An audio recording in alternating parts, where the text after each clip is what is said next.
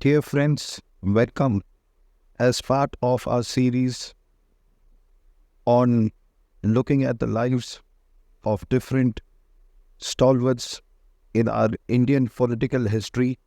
Today, we concentrate on the life of the late Prime Minister of our country, the first woman Prime Minister, Srimati Indira Gandhi. At the outset,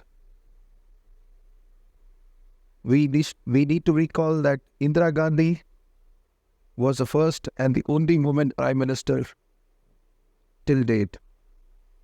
She is also considered as one of the oldest and dynamic leaders in the world. Indira Gandhi fought all odds against her to fight terrorism and undemocratic values in the country. She sacrificed her own life for the sake so that we shall be talking about her personality and the landmark decisions that she took as the topmost leader of the country, which has an impact even in the 21st century.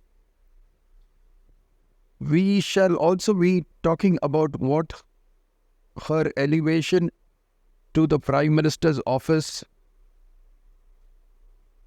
and the women empowerment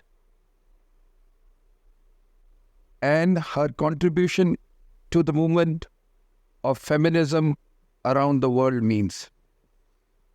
Indira Gandhi, born on 19th November 1917 in Uttar Pradesh, was the daughter of the former and the first Prime Minister of India, Pandit Jawaharlal Nehru. Indira Gandhi, during her childhood, was one of the brightest and most intelligent students in the school. She was considered to have taken up leadership roles right from school and college days. And the things she learned as a kid helped grow as one of the greatest leaders the world has ever seen. After the untimely death of former Prime Minister of India, Lal Bahadur Shastri, Indira Gandhi took the responsibility of running the country as the third Prime Minister of India on 24th January 1966. Having born in a family of freedom fighters and seasoned politicians, the political game of Mrs. Indira Gandhi was strong as ever. Before becoming the Prime Minister, she was Information and Broadcasting Minister as well. Her tenure as Prime Minister of India was filled with ups and downs. It was under her visionary leadership that India won the war against Pakistan in 1970. She played a pivotal role in creating the country of Bangladesh and freed it from the control of Pakistan, which was formerly known as East Pakistan. In the year 1970, she nationalized all banks in India.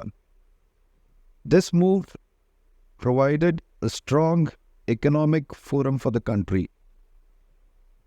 The impact of the nationalization of banks is seen even in the 21st century. For today's youth, given the changing power dynamics in the country, know very less about the legend of Indira Gandhi. She is most popularly known in the country for imposing emergency upon the nation in the year 1977. While many people criticize her for this move because of the breakdown of law and order and creating a state of authoritarianism in a democratic country, Indira Gandhi imposed emergency to curtail the anti-democratic and anti-national elements. Even though she knew that it would affect her election prospects, she went ahead and imposed the National Emergency Act. Because for a leader like Indira Gandhi, the country is higher priority than herself. We shall be talking about what the Prime Minister Indira Gandhi represents for women in the world, and not just talk about what she has done for the country. Being the first and the only woman to hold the most powerful position in the country, former Prime Minister Indira Gandhi was the first to break the glass ceiling in a country where women are discriminated in all spheres of life. Till today, the United States of America could not break the glass ceiling, and all the presidents of the USA are male till date. But Indians, long back in the 1970s, put their trust in a female leader, and the results can be seen. India was among the fastest growing economies in her regime. Her elevation to power pushed and gave confidence to hundreds and thousands of women around the world to break the stereotype and succeed in their lives. The most tragic aspect of Mrs. Indira Gandhi was that she was assassinated by her own bodyguards while she was serving for the country selflessly. After the emergency was lifted, as expected, she lost elections. But in her second term of the office, she got back into the leadership role at a time when the Khalistan movement was at its peak. The demand for a separate sovereign country for Sikhs in Punjab was growing older and uglier by the day. There was intelligence information that terrorists were hiding in the Golden Temple at Amritsar with hordes of arms and ammunition. To prevent violence and terror activities from being unleashed on the country, Indira Gandhi approved Operation Blue Star to eliminate these terrorists from inside the temple. The decision was seen as anti-Sikh movement and turned into a religious fight against Indira Gandhi. Things took a tragic turn on 31st October 1984 when she was killed in cold blood.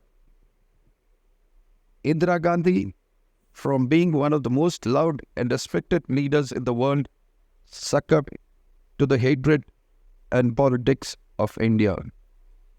Till today, Indira Gandhi will not only be respected for her leadership, but also for her humane touch.